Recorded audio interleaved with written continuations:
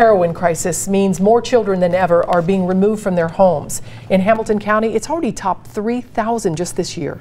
A local woman survived her mother's addiction only to take responsibility for her siblings. As Local 12's Sheila Gray shows us, she refuses to give up on her dreams. It was a call Megan Shank feared. She had Dominique and Mason, and I got the call, so she had overdosed with them in the car. Her mother, a heroin addict, overdosed in her car with Megan's son and her little brother in the back seat. That was the worst part ever. 3-year-old Mason was removed from their mother's custody. Megan's raising him with her own son and daughter. More Ohio families than ever are dealing with situations like Megan's. And it's really taking its toll.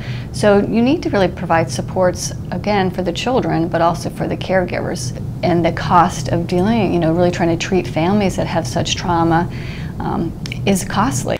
The Ohio legislature approved an additional $30 million this year to address the heroin crisis, but the Buckeye State remains dead last in the nation when it comes to funding child welfare and would stay in last place even if funding is doubled. Clearly, we need to have some examination of what that means. Hamilton County Job and Family Services Director Moria Weir says some of the new funding will support people providing kinship care, although exactly how is still being ironed out by the state.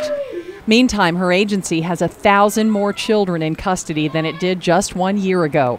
Funding for the heroin crisis just isn't keeping up. My graduation or my baby shower, just like all of the bigger events in my life that'll never be what they were supposed to be because of it. Her mother's 12-year addiction was part of Megan's childhood. She's bound and determined to give these little ones a better life.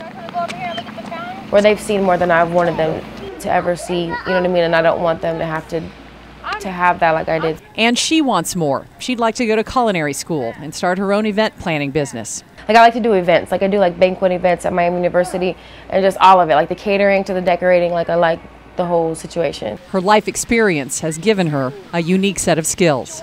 The ability to just make it happen. Whatever it is, I'll figure it out. For now, figuring things out one day at a time to make a better life for this young family. Sheila Gray, Local 12 News.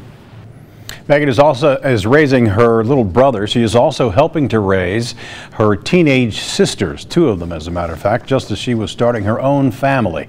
Tomorrow on Good Morning Cincinnati at 9 a.m., you'll hear from one of those siblings who told Sheila the life lessons she learned with the help and strength of her big sister.